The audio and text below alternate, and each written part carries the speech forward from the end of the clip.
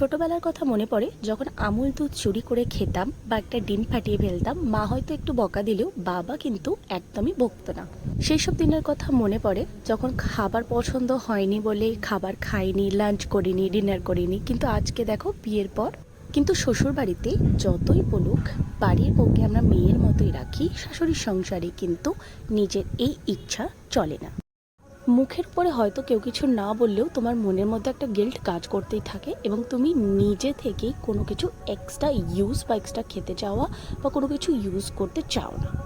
আর সেই সব দিন পেরিয়ে এখন আমার নিজের সংসারে আজ মেয়ে ঘুমানোর পরে এতই কফি খেতে ইচ্ছা করছিল, উঠে এসে ইন্ডাকশানে কফি বানাতে বসিয়ে দিলাম। আজকে দুপুরটা কফি খেতে খেতে বই পড়বো একদম আগের মতো।